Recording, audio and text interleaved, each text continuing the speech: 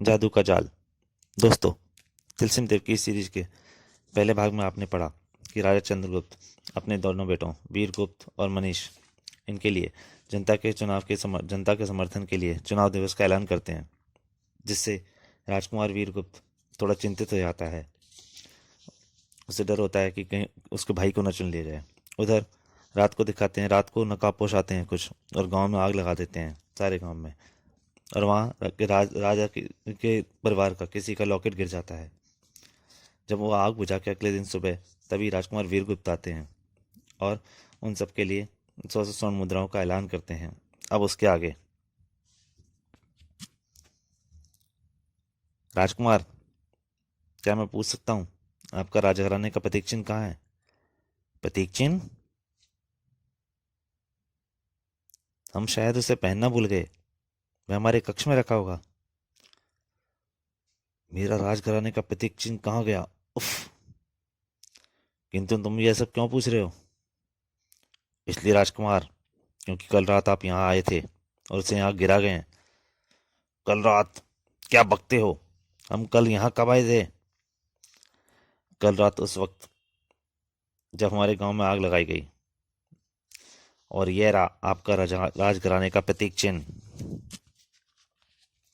दोस्तों, इस कहानी को आगे बढ़ने से पहले आपको एक बात बोलना चाहता हूँ। अगर आप इस कहानी का पूरा आनंद लेना चाहते हैं तो प्लीज़ इसका पहले वाला भाग जरूर पढ़िएगा, जिसको मैंने अभी सारांश बताया है। ठीक है, तो अब ये कहानी जारी है। गांव वालों, अब मेरी समझ में आ रहा है कि दरअसल हुआ क्या है। कल समर्थन दिवस है। सब जानते हैं समर्थन दिवस में जीत राजकुमार मनीष चंद्र गुप्त की होनी है। इस बात का आभास राजकुमार वीरगुप्त को भी था। अतः समर्थन अपनी तरफ झुकाने के उद्देश्य से राजकुमार ने पहले हमारे घरों में आग लगाई, फिर मदद के बहाने हमारे जख्मों पर नमक छिड़कने यहाँ चले आए, ताकि उनकी दया के प्रभाव में आकर कल समर्थन दिवस में हम अपना समर्थन राजकुमार वीरगुप्त को दें। साथियों, हमारे घरों में आग लगाने वाले यही है। आग लगाकर भागते समय ही किसी समय क्षण यह राजचिन्ह यहाँ गिरा होगा। राजकुमार वीरगुप्त चिल्लाया, नहीं, यह झूठ है। सच झूठ का फैसला अभी हुआ जाता है। राजकुमार, अब आप अपने बाएं कंधे से वस्त्र हटाकर दिखाएं। यह क्या बदतमीजी है? अगर आप निर्दोष हैं तो आपके बाएं कंधे पर मेरे खंजर के जख्म का निशान नहीं होगा। जख्म? ठीक इसी पर राजकुमार ने कोचवान को एक गुप्त संकेत किया और सड़ाक सड़ाक कोचवान ने रथ दौड़ा दिया। रथ तेजी से वापस घूमा। चढ़ा दो इन सब पर, हरामजादों पर। धड़ाक धड़ाक आहा। और सैनिक सारे उन सैनिकों पर राजकुमार ने रथ सबको चढ़ाना शुरू कर दिया। पलक झपकते ही सब लोग सैनिकों के घेरे में थे। कान खोलकर सुन लो तुम सब लोग। कल अगर मेरे सिवाय किसी दूसरे को समर्थन मिला तो लाशों के ढेर लग जाएंगे यहाँ। उफ।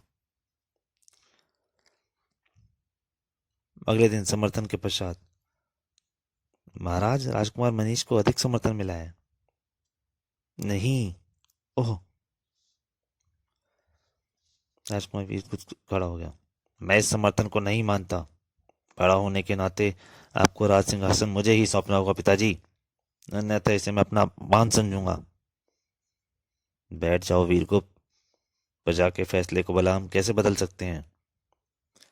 राज सिंहासन का उत्तराधिकारी हमेशा घोषित करने का अधिकार केवल राजा को है, पिता, यानी आपको पिताजी। इसी क्षण राजकुमार मनीष भी अपने स्थान से उठा। पिताजी, बड़े भैया के रहते अगर मैं राज सिंहासन पर बैठ गया तो ये उचित ना होगा।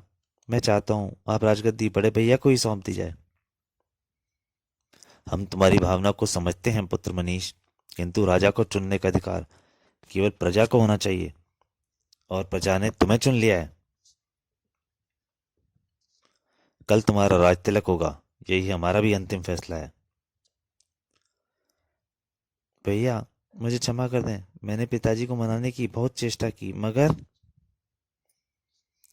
राज सिंहासन तुम्हें मुबारक हो छोटे भाई, किंतु हाँ, पिताजी से कह देना अब शैतान करकट जागेगा, वीर गुप्त जगाएगा उसे। हा हा हा हा हा।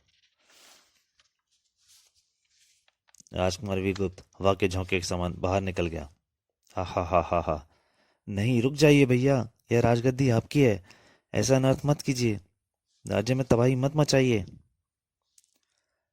यह खबर फैली इस राजमहल में सब तरफ। कांपने लगे लोग। क्या शैतान करकट जागेगा? बड़े राजकुमार शैतान करकट को जगाएंगे?